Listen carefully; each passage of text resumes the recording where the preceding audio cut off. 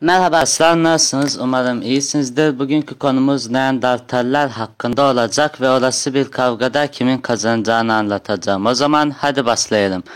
Neandertaller olarak bilinen Homo neanderthalensis türü günümüzden 440 bin yıl kadar önce ortaya çıkmış. 40 bin ila 28 bin yıl kadar önce ise soyları tükenmiş bir insan türüdür. Size şöyle anlatayım. Mesela kediler var. Ama aralarında Van kedisi, kaplanlar ve aslan gibi türler de var. Neandertaller de tıpkı bunun gibi farklı bir insan türüdür. Modern insan yani biz tek kalan insan türüyüzdür ve ikili adlandırmada Homo sapiens, Neandertaller ise Homo neanderthalensis olarak adlandırılır. Homo sapiens yaklaşık 200 ila 100 bin yıl önce Doğu ve Güney Afrika'da ortaya çıkmıştır. Modern insan yaklaşık 40 bin yıl önce kuzeye doğru yayılmış. Bu esnada yer türleri sürmüş veya tüketmiştir. Bunun sonucu olarak Güneybatı Asya, Orta Asya ve Orta Avrupa'daki Neandertaller çeşitli olanlarda modern insan ırkı tarafından absorbe edilmişlerdir. Ayrıca Neandertaller bize diğer bütün canlılardan daha yakınlardır. Mesela bize benzettikleri şempanzeler var ya, genlerimiz %1,23 oranında farklı gösterirken Neandertaller ile genlerimiz sadece %0,12 oranında farklılık gösterir. Kıyaslama açısından sizi dünyadaki herhangi bir diğer insandan ayıran gen farklılığı %0,1'den azdır. Genellikle %0,08, %0,02 arasındadır. Batı Avrupa'da Neandertaller ile ilk modern insan çiftleştiğine dair kanıtlar vardır. 1856 yılında bulunan ilk Neandertal fosili bilinen ilk örnektir. 1856'da Almanya'da keşfedildiğinde bilim insanları daha önce hiç bunun gibi bir örnek görmemişti. O bölgede yaşayan yerel bir doğa tarihçisi biraz daha yakın bir tahminde bulunarak bunun lasitizm yani bir çeşit kemik hastalığı çeken bir Kazak insanına ait olduğunu düşünmüştür. Charles Darwin evrimi anlattığı kitabını bu keşiften 3 sene sonra yayınlanmıştır. Keşfedilen kemikler Darwin'in evrim teorisi kapsamında ilk defa anatomist William King tarafından incelenmiştir. Böylece tür ilk defa Homo neanderthalensis olarak isimlendirilmiştir.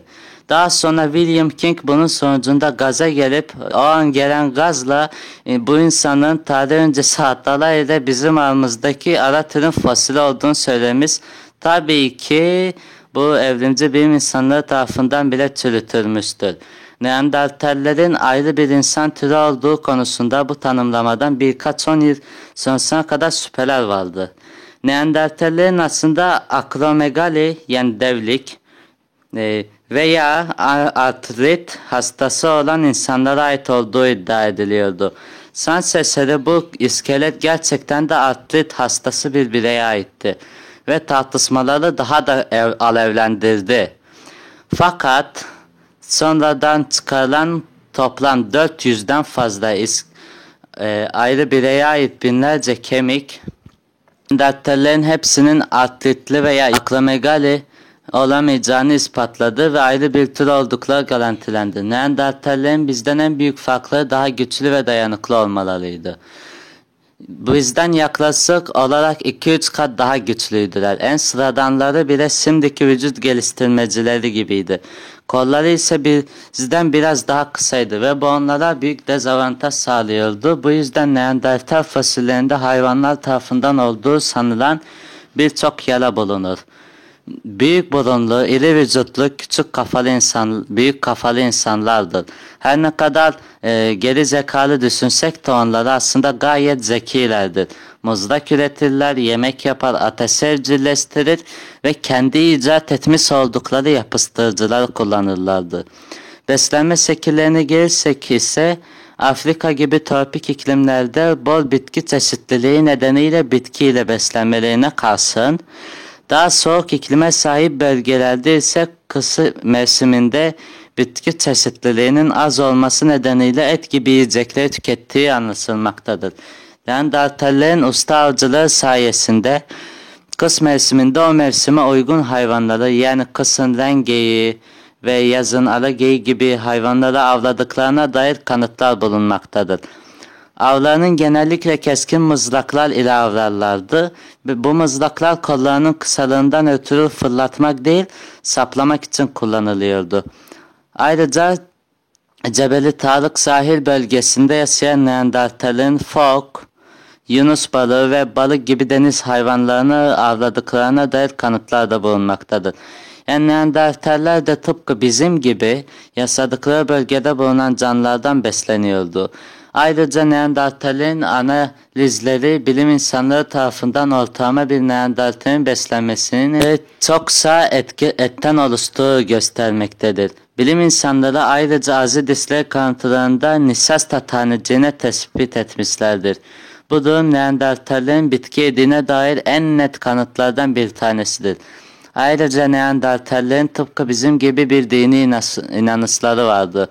Ölülerini gömer ve sevdikleri eşyalarını veya çiçekler bırakırlardı mezarlarına. Bunun dışında ayrıca onlarda yamyamlık da görebiliyordu. Yani başka Neandertaller veya başka insanları yemeye dair olduklarına bir teoriler vardır birçok. Asya veya Kafkasya kökenli eski insanlar 37 bin yıl kadar önce Neandertal insanlarıyla çiftleşiyorlardı.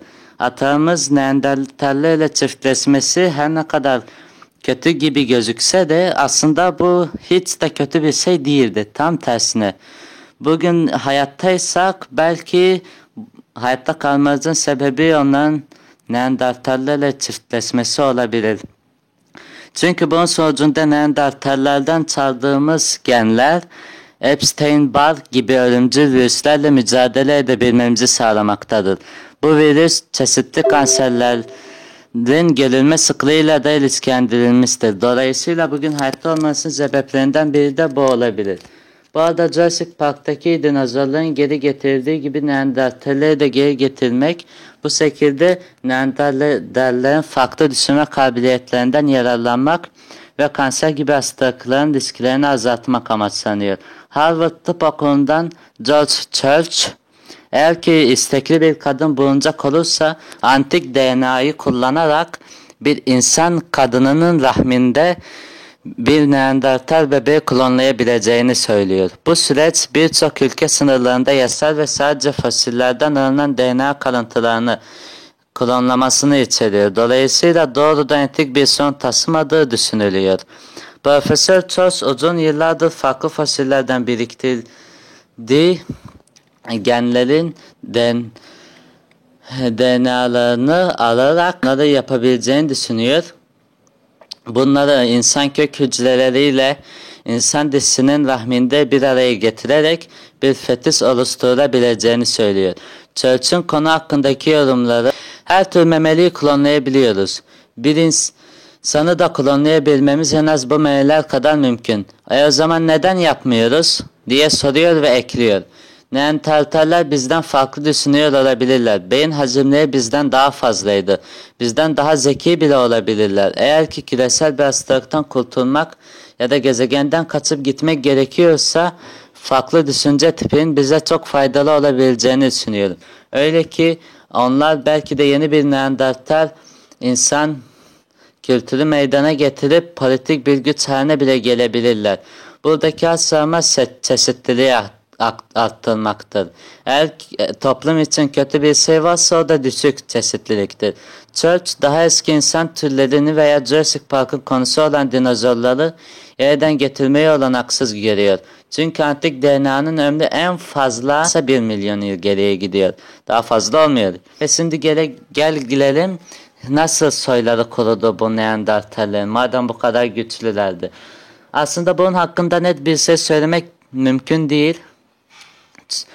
Ama bizlerin yaşam alanlarını istila etmesi, onları öldürmesi, bizlerin göç yollarımızdan taşıdığımız hastalıklar dirençli olmamaları, buzul çağının sona ermesine adapte olamamaları, besin kaynaklarının değişmesi, avladıkları besinlerin hızla azalması ve daha nicesi bugüne kadar yok oluşları tek bir nedene asla bağlanamamıştır. Muhtemelen bunların karşısında sonucu yok oldular. Hatta bazı bilim insanları aslında teknik olarak yok olmadıklarını, ardı kesilmez çiftleşmeler sonucunda biz Homo sapiens içerisinde asimile olduklarını bile düşünmektedir. Gelelim Neandertal vs Homo sapiens kapışmasını kim kazandı? Bu durumda ben kendime göre çarpacağım ve ortalamalarını alacağız. Yani herhangi bir dövüş sanatını bilme veya mızrak, bıçak kullanma gibi bir durum ortada yok. Bir Neandertal kas kuvvetiyle çokça rahatça normal bir insana üstünlük kurabilir ama normal insan da muhtemelen daha zeki olduğu için etrafındaki nesnelerin daha kolay kullanabileceğini düşünüyorum ve kolları uzun olduğu için de uzaktan saldırılarda üstünlük kurabilir. Yani kısaca eğer küçük düz bir alanda ve sadece kendi özelliklerini kullanacaklarsa fiziksel gücü sayesinde bence kazanan Neandertal olur. Ama daha geniş ve taslık bir yere yerse uzaktan saldıramadığı için Neandertal yenilebilir. Ya bana sorarsanız %63 ila 70 Neandertal, %37 ila %30 Homo sapiens yani bizim türümüz kazanır bu kavgayı. Umarım anlatabilmişsindir. Hoşça kalın. Bu arada aslında kaynakça mevcut herhangi bir sorunuz, isteğiniz ve aklınıza takılan alakasız bir şey varsa bana yorumlarda sorabilirsiniz.